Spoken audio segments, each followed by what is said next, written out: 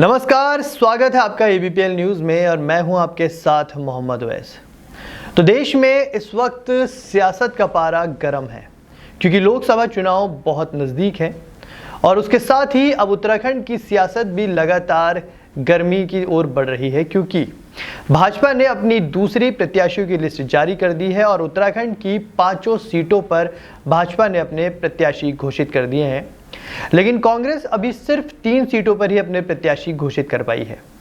अब देखना यह होगा कि कांग्रेस जो 2 सीटें कांग्रेस ने छोड़ी हैं, नैनीताल और हरिद्वार, उस पर कब तक अपने प्रत्याशी घोषित करती है और किन चेहरों को वहां पर वो जगह देती है।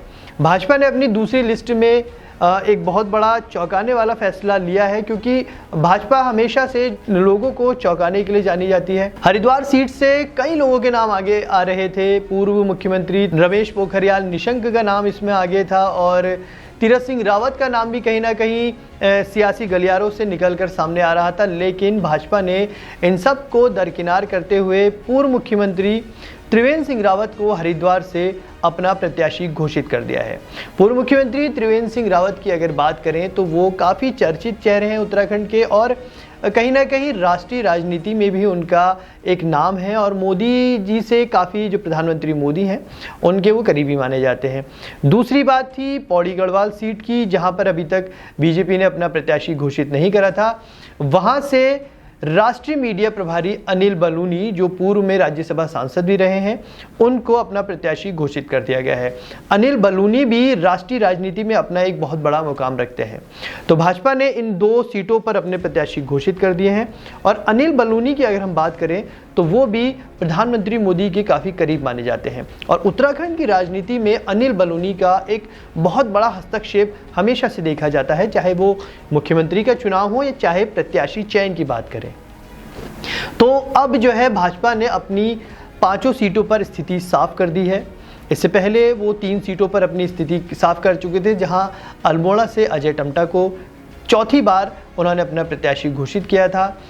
टिहरी गढ़वाल से माला राज्यलक्ष्मी शाह को और नैनीताल से पिछली बार जो सांसद में विजय रहे थे केंद्रीय रक्षा राज्य मंत्री अजय भट्ट को भाजपा पहले ही अपना प्रत्याशी घोषित कर चुकी है क्योंकि भाजपा कहीं ना कहीं इस बार जिताऊ चेहरों को आगे लाना चाहती है और उत्तराखंड में जो पिछली बार 5 सीटें भाजपा ने जीती थी उसी को कहीं ना कहीं वो रिपीट करना चाहती है और 5 सीटों पर उत्तराखंड की कब्जा करना चाहती है।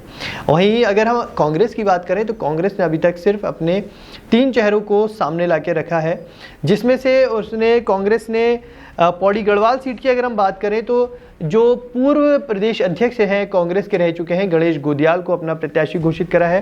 अब गणेश गोदियाल की सीधी टक्कर अनिल बलूनी से होगी, जो कि राष्ट्रीय राजनीति में एक बहुत जाना पहचाना नाम है। अब देखना ये होगा कि गणेश गोदियाल क्या अनिल बलूनी का सामना कर पाएंगे, क्योंकि इससे पहले वो विधायक ज़रूर रहे हैं लेकिन सांसद के तौर पर उनका ये पहला चुनाव होगा। वहीं टिहरी गढ़वाल से जोत सिंह गुंसोला को कांग्रेस ने अपना प्रत्याशी घोषित किया है। उनकी जो सीधी टक्कर होगी वो होगी माला राज्यलक्ष्मी शाह से, जो पिछली बार वहां पर एक बड़े अंतर से जीत दर्ज करी थी जिन्होंने।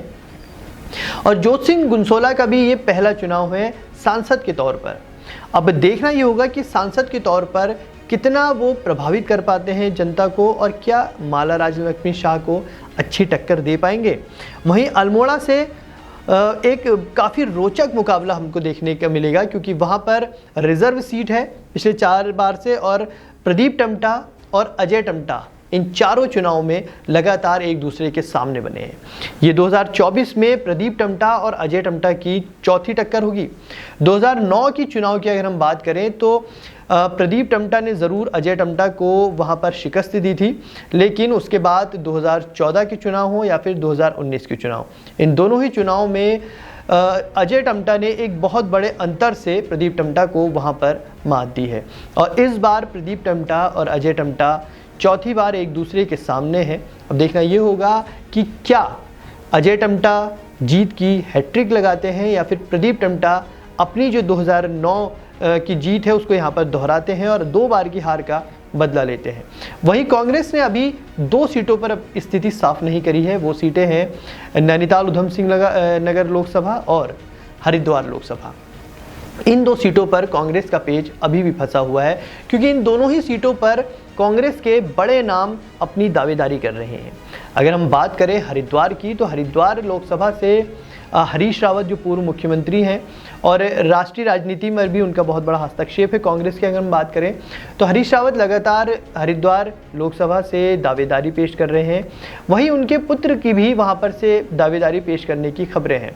तो अब देखना होगा कि हरीश रावत को वहां से टिकट मिलता है या फिर उनके बेटे को। वहीं अगर हम नैनीताल लोकसभा की बात करें तो यहाँ पर अजय भट्ट को भाजपा प्रत्याशी घोषित कर चुकी है, लेकिन यहाँ पर स्थिति अभी तक कांग्रेस की साफ नहीं हुई है, क्योंकि कहीं ना कहीं अगर हम सोशल मीडिया की बात करें या फिर राजनीतिक गलियारों की बात करें तो जो इस वक्त उत्तराखंड में नेता प्रतिपक्ष हैं यशपाल आर्य, उनकी कहीं ना कहीं से यहाँ पर चुनाव लड़ने की बात लगातार निकल के आ रही है। कहा जा रहा है कि यशपाल आर्य को नैनीताल लोअर उधम सिंह लोकसभा से कांग्रेस चुनाव में उतार सकती है। लेकिन इससे पहले कहीं ना कहीं खबर ये भी आ रही थी कि यशपाल आर्य को अल्मोड़ा से टिकट दिया जा सकता है, लेकिन अल्मोड़ा से प्रदीप टम्टा को मैदान में उतारकर कांग्रेस ने इन सब बातों पर विराम लगा दिया था।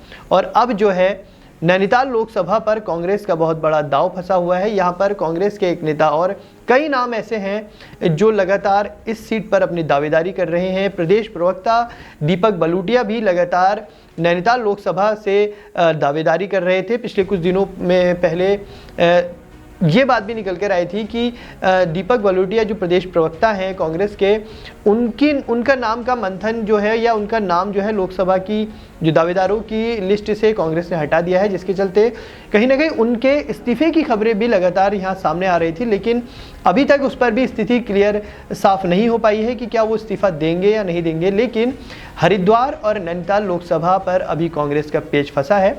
वहीं भाजपा ने 5 सीटों पर अपने प्रत्याशी घोषित कर दिए हैं। अब देखना होगा कि आने वाले चुनाव में क्या भाजपा उत्तराखंड में अपने जीत को दोहराएगी या फिर कांग्रेस यहां पर कुछ उलटफेर कर सकती है। जो भी राजनीति से जुड़ी हुई खबरें होंगी हम इसी तरह से आपके पास लाते रहेंगे। आप तब तक बने रहिए ABPL न्यूज़ के साथ और हमारे YouTube चैनल को सब्सक्राइब करना ना भूलें। नमस्कार।